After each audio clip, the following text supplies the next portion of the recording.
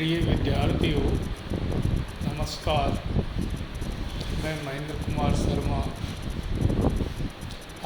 Government college Rajgarh अमूर्त बीजगणित के अध्याय द्वितीय को आपके सामने शुभारंभ करने जा रहा हूँ, जिसमें आज हम परम्यूटेशन ग्रुप या क्रमचय समूह के बारे में अध्ययन करेंगे। इसको परिभाषित करने के लिए सर्वप्रथम मैं आपको बतलाता हूँ कि क्रमचय समुच्चय क्या होता है। क्रमचय समुच्चय क्या होता है? क्रमचय समुच्चय को परिभाषित करने के लिए हमें समुच्चय के पूर्व में अध्ययन कर लिया। क्रमचय ये एक फलन होता है। तो किसी अरिक्त परिमित समुच्चय को हम लेते हैं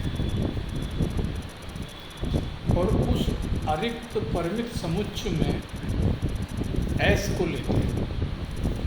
यदि S से S में ही एक फलन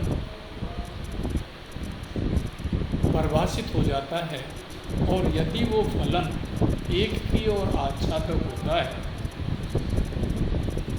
तो उस फलन को हम अपने अरिक्त परिमित समुच्चय का एक क्रमचय समुच्चय कहते हैं। क्रमचय समुच्चय में कितने क्रमचय होंगे उसका हम कैसे पता लगाएंगे, उसके बारे में हम थोड़ी सी चर्चा करेंगे। परिमित समुच्चय में उपस्थित जो अवयवों की संख्या होती है वह क्रमचय की घात या क्रमचय की डिग्री कहलाती है। जैसे हमारे पास में एक परिमित समुच्चय कैपिटल S यहाँ दर्शाया गया है, जिसमें 3 अवयव 1, 2, 3 दर्शाए गए हैं। इस S3 के 6 अवयव होंगे। 6 अवयव से तात्पर्य इनसे बनने वाले क्रमचयों से। आप उदाहरण स्वरूप जैसा हमने बतला रखा है, सदैव क्रमचय को एक फलन के रूप में दर्शाएंगे हम, और वो आपके सामने S अरिक्त परिमित समुच्चय जिसमें 1, 2, 3 अवयव हैं, इसके 6 क्रमचय आपके सामने S1, S2, S3, S4, S5 और S6 के द्वारा दर्शाए गए हैं। इसमें एक विशेष क्रमचय आप देख रहे हो, उसके अंदर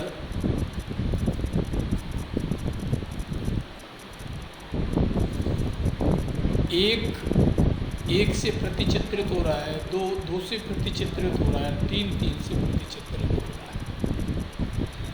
अर्थात ये जो क्रमचय है हमारा, जिसमें प्रत्येक अवयव स्वयं से ही प्रतिचित्रित होता है, ऐसे क्रमचय को हम तत्समक क्रमचय के रूप में जानते हैं। किसी भी परिमित समुच्चय, अरिक्त परिमित समुच्चय के प्रत्येक अवयव का प्रतिचित्रण स्वयं पर ही होता है।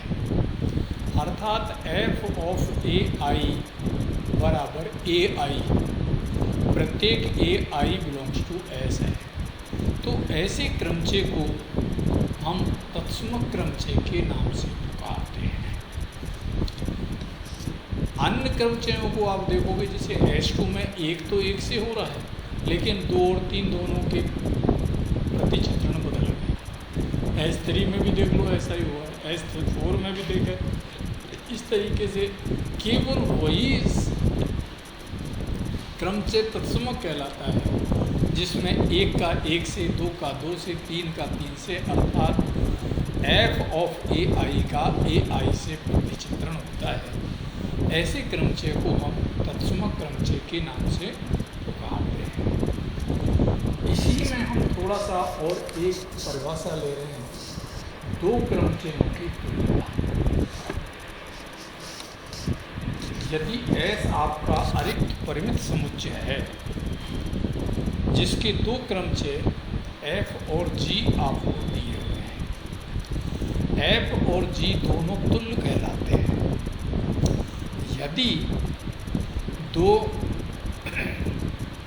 यदि एफ ए बराबर जी ए हो जाए प्रत्येक ए बिलोंग्स टू एस के लिए, तो ऐसे क्रमचयों को हम तुल्य क्रमचय कहते हैं। छात्रों, इस अध्याय के अंदर जो महत्वपूर्ण चीज़ आती है वो आती है क्रमचयों का गुणा। क्रमचयों के गुणा के बारे में मैं आपसे डिस्कस करूं उससे पहले जो तथ्य अपन ने, जो टॉपिक अपन ने पूर्व में पढ़ा उसको मैं आपको थोड़ा सा समझाऊं। अपन ने एक पहले फलन पढ़े थे, फिर फलन के दो फलन कर लिए। क्रमचयों का गुणा क्या होता है, कैसे करते हैं हम क्रमचय गुणा, ये एक बहुत ही इस अध्याय का महत्वपूर्ण तथ्य है। तो क्रमचय गुणन को मैं आपको जो आपने पूर्व में पढ़ लिया है उसी पर आधारित करते हुए समझाने की कोशिश करता हूँ। अपन ने ऑग और गॉफ FOG और GOF अर्थात संयुक्त फलन के बारे में पहले कक्षाओं में अध्ययन किया था। ऑग FOG जिसको अपन f ऑफ gx, पहले gx का मान निकालते हैं और जो मान निकल के आता है उसको f में रखते हैं तो f निकल के आता है। ये क्रमचय गुणन बिल्कुल इसी तरीके से FOG जब हम ज्ञात करते हैं तो जो शुभारंभ होती है वो gx से और gx का जो मान निकल के आता है उसको f में। जब भी हम किन्हीं दो क्रमचयों को गुणा करेंगे, जैसे f और g को हम गुणा करेंगे तो हमारा प्रारंभ g से चालू है। g के अवयवों का प्रतिचित्रण जो क्रमचय दिया हुआ है उसमें देखेंगे और उस प्रतिचित्रण का प्रतिचित्रण f में देखेंगे। इस तरीके से हम यहाँ पर अनेकों उदाहरण यहाँ पर आराम से हल कर सकते हैं। दो क्रमचयों का गुणन बड़ा आराम से दर्शा सकते हैं। इसके बाद में अगला जो कॉन्सेप्ट आ रहा है वो आ रहा है प्रतिलोम क्रमचय। प्रतिलोम क्रमचय क्या होता है? यदि दो क्रमचयों को हम गुणा करते हैं और गुणा करने के बाद में जो नया परिणाम आता है वो भी एक क्रमचय ही हमको प्राप्त होता है और वो क्रमचय एक तत्समक क्रमचय प्राप्त होता है। यदि दो क्रमचयों का गुणनफल एक तत्समक क्रमचय प्राप्त होता है तो ऐसे दो क्रमचयों को एक दूसरे के प्रतिलोम क्रमचय कहते हैं। देखिए, थोड़ा यहाँ पर हम दिमाग को काम में लें। प्रतिलोम की परिभाषा जब हमने समूह के अंदर दी थी तो उसको अगर अपन रिकॉल करें, उन्हें स्मृत करें, तो वहाँ पर आप देखें ये संक्रिया अपन ने योग ले रखी है। एक संक्रिया योग के सापेक्ष तत्समक को प्राप्त होना चाहिए। तो प्रतिलोम का जब वहाँ पर परिभाषित किया था हमने तो तत्समक शब्द वहाँ पर भी आया था। तो प्रतिलोम चाहे क्रमचय के अध्याय में आए या किसी अन्य अध्याय में आए, प्रतिलोम सदैव तत्समक पर आधारित होता है। जैसी संक्रिया होगी उसी के सापेक्ष उसका तत्समक निकल के आएगा। तो दो क्रमचयों का गुणनफल अगर तत्समक क्रमचय आ जाता है तो हमको तत्समक क्रमचय की भी परिभाषा आनी चाहिए। पहले तो हमको क्रमचय की परिभाषा आनी चाहिए, फिर तत्समक क्रमचय की परिभाषा आनी चाहिए।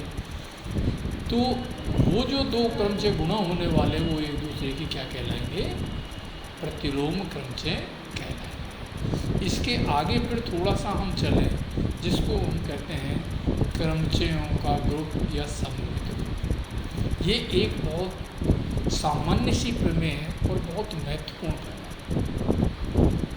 ये कह रही है किसी परिमित समुच्चय की, जो आपको अरिक्त परिमित समुच्चय दिया हुआ है, उसके हम क्रमचय बनाते हैं। जैसे पूर्व में एक उदाहरण में हमने बताया था, ऐसा आपका अरिक्त परिमित समुच्चय था, उसमें 3 अवयव थे, उसके 6 क्रमचय बनाए थे।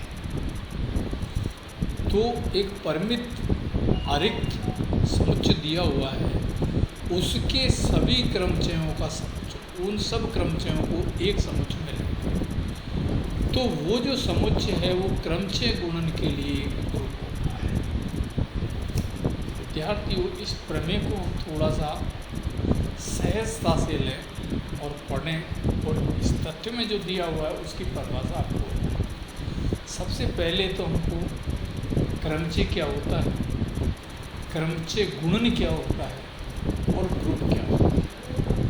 क्रमचय और क्रमचय गुणन के बारे में हम करंट में पढ़ रहे हैं, लेकिन ग्रुप को हम पूर्व अध्याय में पढ़ चुके हैं। केवल क्रमचय गुणन के लिए हमको यहाँ पर ग्रुप के लिए क्रमचय गुणन का जो ग्रुप के सिद्धांत हैं उनको संतुष्ट करना। तो ग्रुप क्या होता है, कोई भी बीजीय संरचना जी स्टार एक समूह कहलाती है, ग्रुप कहलाती है, यदि स्टार संवृत हो, साहचर्य हो, तत्समक गुणधर्म संतुष्ट करता हो और प्रतिलोम गुणधर्म संतुष्ट करता हो। यहाँ पर जो जी है वो आपका पी है, जो स्टार है वो आपका क्रमचय गुणन है, सक्रिय जो है वो क्या है, क्रमचय गुणन। अब हमको बड़े सरलता से अपन 2 क्रमचय ले लेंगे, उन 2 क्रमचयों को गुणा करेंगे, 2 क्रमचयों का गुणनफल करते हैं तो हमको एक नया क्रमचय प्राप्त होता है। अर्थात क्रमचयों में संवृत नियम पालन होता है। विद्यार्थियों, जब संवृत नियम की पालना हो जाती है तो साहचर्यता अपने आप ही संतुष्ट हो जाती है। फिर बात आती है तत्समक गुणधर्म। हमने पूर्व उदाहरण जो आपको दिया था उसमें आपने देखा था कि जिस अरिक्त परिमित समुच्चय के 3 अवयव थे, उसके जब हमने क्रमचय बनाया तो उसमें एक क्रमचय ऐसा आया था जिसमें प्रत्येक अवयव स्वयं से प्रतिचित्रित था, तो अर्थात उसमें तत्समक क्रमचय था। तो यहाँ पर भी एक तत्समक क्रमचय उपस्थित होता है, और जब तत्समक क्रमचय उपस्थित हो जाएगा तो हमारे लिए प्रतिलोम क्रमचय भी वहाँ पर निश्चित प्राप्त होगा। अर्थात क्रमचयों के समुच्चय के लिए हम इस प्रमेय को बड़ी सरलता से संतुष्ट कर सकते हैं, और संतुष्ट करने के लिए क्रमचय गुणन के लिए हमको जो संक्रिया है क्रमचय गुणन, उसके लिए संवृतता, साहचर्यता, तत्समक गुणधर्म और प्रतिलोम गुणधर्म को इस प्रमेय में क्रमचय गुणन के लिए दर्शाना, सामान्य नहीं, क्रमचय गुणन के लिए दर्शाएंगे, आपकी ये प्रमेय बड़े सरलता से पूर्ण हो जाए। थोड़ा और हम आगे की तरफ चलें, उसमें हम आपके लिए चक्रीय क्रमचय, साइक्लिक परम्यूटेशन या चक्र साइकिल के बारे में बताएंगे। देखिए विद्यार्थियों, चक्र या चक्रीय या साइकिल, जब ये चक्र का नाम आता है तो चक्र का जैसे ही नाम आता है तो हमारे दिमाग में एक बहुत साधारण सा कॉन्सेप्ट वो आ जाता है, ए का बी से, बी का सी से, तो सी का ए से होना चाहिए। ये एक चक्र है, अर्थात जहाँ से हम प्रारंभ करें अंत भी उसी स्थान पर आके हो जाए तो एक चक्र हो जाता है। सामान्य भाषा में कहते हैं ना चक्कर आ रहे हैं। चक्कर आने का मतलब है खोपड़ी जहाँ है वहीं से घूम के फिर वहीं पर आती है। तो चक्रीय जो क्रमचय होगा, चक्रीय क्रमचय में कुछ भी नहीं है, बहुत सहज चीज़ है कि कोई अपन ने अरिक्त परिमित समुच्चय ले लेते हैं, उसमें एक उप समुच्चय अपन को ऐसा प्राप्त होता है जिसमें f(a1) a2 के बराबर हो जाता है, f(a2) a3 के बराबर हो जाता है, और जो उपसमुच्चय है उसका अंतिम अवयव है वो प्रथम अवयव से ही जुड़ जाता है। तो ऐसे क्रमचय को हम चक्रीय क्रमचय के नाम से, साइक्लिक परम्यूटेशन के नाम से पुकारते हैं।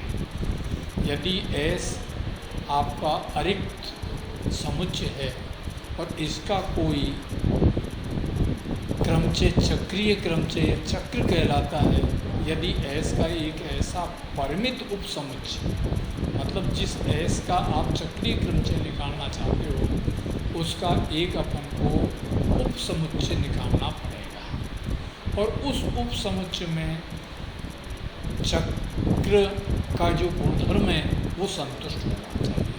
चक्र का गुणधर्म क्या है? आपका उपसमुच्चय मान लीजिए a1 a2 a3 ... ar है, तो चक्र का गुणधर्म ये है कि f ऑफ a1 का मान a2 के बराबर है, f ऑफ a2 का मान a3 के बराबर है, ... लास्ट में जो अवयव ar है अर्थात f ऑफ ar है, इसका मान a1 के बराबर हो जाए। ये चक्र का गुणधर्म होता है। तो ऐसा अगर उपसमुच्चय में मौजूद है तो ऐसे चक्र को हम एक चक्रीय क्रमचय के नाम से जानेंगे। किसी चक्र f के अवयवों को अगर अपन उल्टे क्रम में या विपरीत क्रम में लिख देते हैं तो हमको प्रतिलोम चक्र या इन्वर्स साइक्लिक प्राप्त हो जाती है। चक्र ये जो हमने आपको दर्शाया है उपसमुच्चय a1 a2 ... ar, ये एक समुच्चय भी पुकारा जाता है, लेकिन इस अध्याय में इसको हम चक्र के नाम से पुकारेंगे। इसका जब हमको प्रतिलोम चक्र लिखना होगा तो हम क्या करेंगे? शुभारंभ a1 से लिख करके ar से करेंगे, अर्थात ar(a)ar-1 ... लास्ट में जाके a1 होगा। तो ऐसे चक्र को हम आपके लिए प्रतिलोम चक्र के नाम से पुकारेंगे।